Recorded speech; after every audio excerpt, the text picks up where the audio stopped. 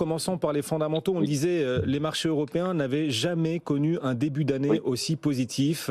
Meilleure première quinzaine de l'histoire des marchés européens, avec beaucoup d'indicateurs intéressants, des fondamentaux lourds qu'il a fallu digérer cette semaine. Quel impact est-ce que vous observez pour le marché crypto ? Écoutez, vous avez déjà très bien décrit ça sur votre antenne, mon cher Guillaume, mais bon, pour les auditeurs qui arriveraient maintenant, effectivement, c'est une semaine fondamentale idéale pour les actifs fisqués. Alors, pour résumer, je sais que j'ai pas beaucoup de temps, 4-5 mois consécutifs de désinflation. Alors, est-ce qu'on peut pour autant crier victoire contre l'inflation ? On sait que hors énergie, ça reste un peu décevant, mais anyway, les actifs risqués en bourse, en particulier le marché actions, propose un début d'année en tout cas exceptionnel pour les actions européennes. Je donne juste un exemple. Je sais qu'on parle de crypto, mais parlons un peu de CAC 40. Pour les auditeurs, le cours du CAC 40, lorsqu'on lui réinvestit les dividendes, donc les coupons qui sont détachés, les actionnaires connaissent bien, les actionnaires français connaissent le principe, lorsqu'on insère les dividendes, le CAC 40 Gross Return, il gagne 25% depuis 3 mois et il est tout proche en fait de son record historique, en fait celui avant le déclenchement de la guerre en Ukraine. Alors ça peut paraître un peu euphorique, mais en tout cas c'est comme ça que le marché action européen se comporte. Quant au marché crypto, alors oui, la semaine elle est belle, on va pas se mentir. Le bear market il a commencé depuis 15-16 mois, voire même depuis le printemps 21 pour certains. Une semaine à plus 10% sur le cours du Bitcoin, ça donne un peu d'air, ça fait plaisir. Après, d'un point de vue relatif, il faut pas non plus s'exciter, si vous me permettez l'expression, parce que déjà, relativement parlant, face au marché action, c'est décevant.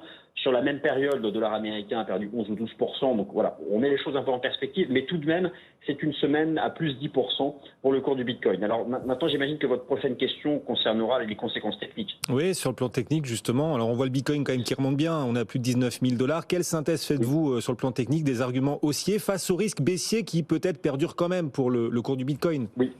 Oui, alors les risques baissiers, soyons hyper durs, ils sont toujours bien présents. Mais tout de même, alors c'est une semaine intéressante. Pourquoi ? Parce que on dépasse, je vais utiliser du jargon de chartiste de base, on dépasse une résistance.